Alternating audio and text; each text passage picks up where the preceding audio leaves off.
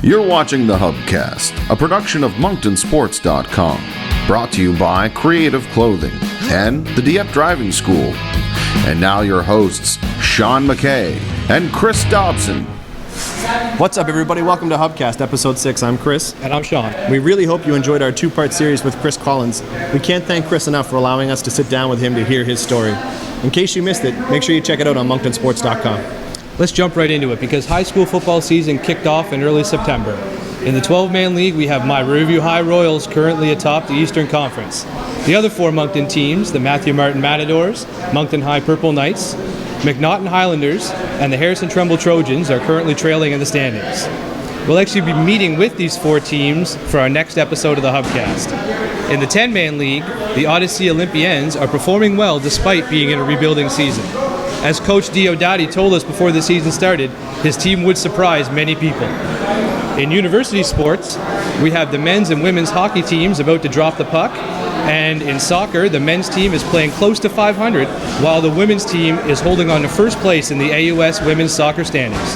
That's excellent. Let's kick it off and head over to the rink, starting with the Dieppe Commandos. As of right now, they hold a record of 3-2-1, which is currently good enough for first place in the Roger Meek division. Ryan Langan and Colton Parsons led the team with 8 points. Thierry Comtois and Shane Dallaire closely behind with 7 points. In nets, Connor Wilkinson holds a 3-2 record and was actually named the league's second star from last week. Jumping from the Commandos over to the Q, with an impressive 4-0 win to start the season over the Memorial Cup champions, the Halifax Mooseheads, the Moncton Wildcats have struggled now, sitting 15th place. With the Cats in a rebuilding phase, it's to be expected that there will be some struggles this season. But on a positive note, recent additions like forwards Chris Casey and defenseman Garrett Johnston have shown some serious promise, while veterans like Connor Garland and Ivan Barbashev, along with Chris Lalonde, have performed as expected.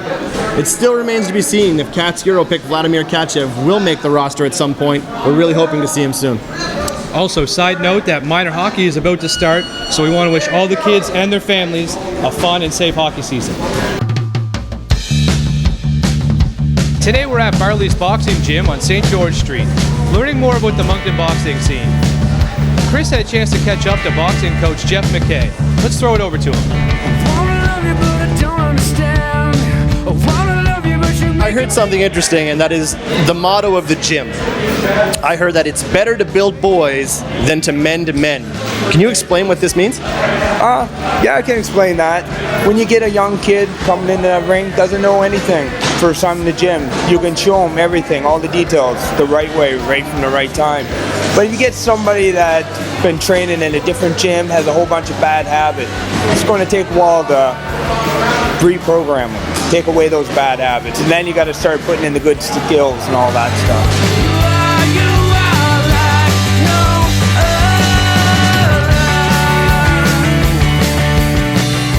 Fighters with different builds have to be trained different ways.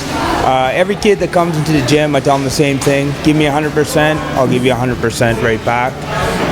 We have a lot of high-level kids. And the main thing, I tell every kid, number one thing, don't get hit. Defense is something that we just start right from the beginning, working on it over and over.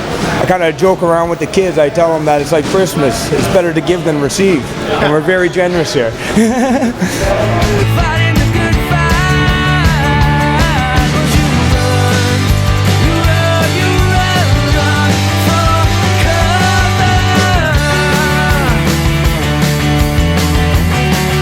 As a girl, it's a bit weird or different to be going into boxing, but I was really pushed motivationally to get into it, and I really fell in love from the first day. What's your favorite thing about boxing? I love the fact that it's so different. It's kind of a dying sport, as they say, but there's still so many people that are out there dedicated for it, and it's so good to see that. And the coaches here are amazing. They really support you in all ways.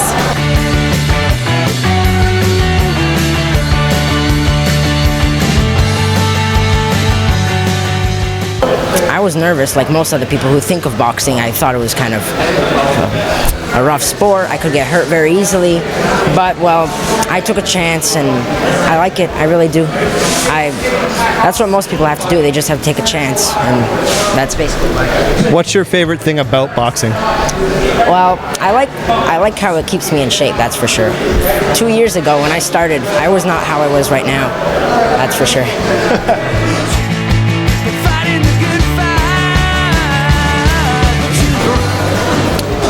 How old do your young students need to be to join the academy?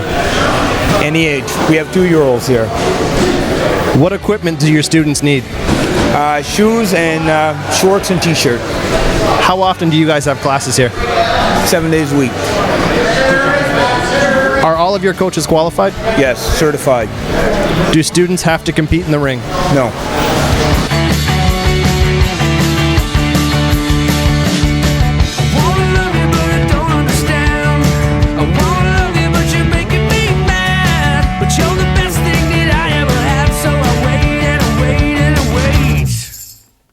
Well, that about wraps it up for today. Thanks to Jeff, Monty, and Jason for giving us some time. And a big thank you goes out to Phil Baraly at Phil Baraly's Boxing Academy for letting us come in and getting a closer look at what happens in the world of boxing. Very cool to say the least. Thanks for tuning in, and remember to visit us at monctonsports.com for your local sports news coverage.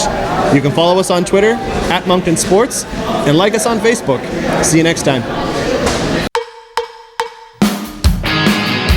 Thanks for watching the HubCast, brought to you by Creative Clothing. Create your style. And the Dieppe Driving School. We drive to arrive.